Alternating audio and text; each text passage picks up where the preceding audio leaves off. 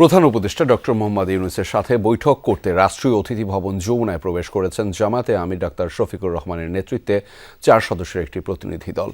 রোববার সন্ধ্যা 6:17 যমুনায় প্রবেশ করেন জামায়াতে আমির। এ সময় তার সাথে ছিলেন দলের সেক্রেটারি জেনারেল মিয়া গোলাম পরওয়ার।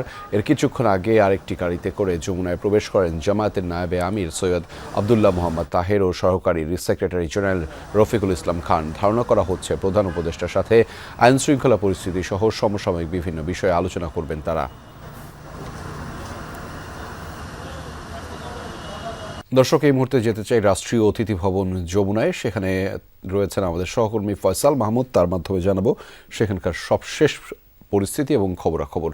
ফয়সাল, জামাতের প্রতিনিধি দল কি এখনও ভেতরে রয়েছে কিনা এবং প্রধান উপদেষ্টার সাথে সাক্ষাতের বিষয়ে সবশেষ কি হালনাগাদ তথ্য আপনার কাছে রয়েছে এবং সেখানে ঠিক কী ধরনের বিষয়ে আলোচনা হতে পারে বলে আপনি ধারণা করছেন বা সেখানে পারিপার্শ্বিক যারা রয়েছেন তাদের সাথে কথা বলে জানতে পেরেছেন?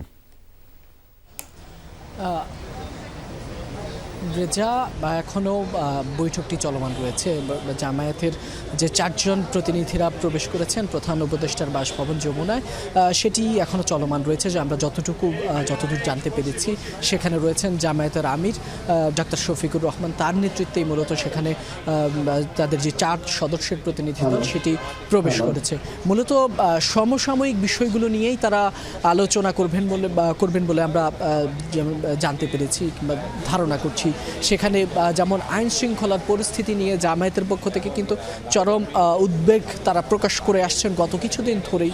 সেই জায়গায় সেই বিষয়টি নিয়ে তারা গত পরশু তারা ইসিতে নির্বাচন কমিশনে গিয়েছিলেন এবং সেখানে গিয়েও তারা দেশের সার্বিক আইন শৃঙ্খলা পরিস্থিতি, বিভিন্ন জায়গায় জামায়াতের নেতাকর্মীদের উপর হামলার ঘটনা কিংবা নির্বাচন কমিশনের কর্মকর্তাদের আচরণ নিয়েও তারা সেদিন নির্বাচন কমিশনে গিয়ে অনেকটা শঙ্কা জানিয়েছেন সুষ্ঠু নির্বাচন আদৌ হবে কি হবে না। তো সেসব বিষয়ে হয়তো আজকে ধারণা করা হচ্ছে যে নির্বাচন কমিশনকে জানানো বিষয়গুলোই তারা হয়তো আজকে প্রধান উপদেষ্টার কাছে তুলে ধরবেন এবং একটি আগামী নির্বাচন যাতে একটি সুষ্ঠু এবং নিরপেক্ষ একটি নির্বাচন হয় সেই বিষয়ে হয়তো প্রধান উপদেষ্টাকে তাগিদ দেবেন কিংবা তাকে সেই বিষয়টা অবহিত করবেন। তো সেই সব বিষয় নিয়েই মূলত আলোচনা হচ্ছে। হয়তো বৈঠক শেষে এই বিষয়ে আমরা হয়তো বিস্তারিত সব কিছু জানতে পারবো বা জামায়াতের প্রতিনিধিরা যারা ভিতরে গেছেন তারাই মূলত কোন বিষয়গুলোকে প্রাধান্য দিয়ে আলোচনা হচ্ছে সেই সব বিষয়গুলো হয়তো আলোচনা শেষে যখন জামায়াতের প্রতিনিধিরা আনুষ্ঠানিক ব্রিফ করবেন তখন সেই সময়ে জানা যাবে। যে একদমই আনুষ্ঠানিক বক্তব্যের জন্য আমরা অপেক্ষা করছি। আপনি থাকুন সেখানে ফয়সাল। আমাদের সাথে যুক্ত হওয়ার জন্য আপনাকে ধন্যবাদ।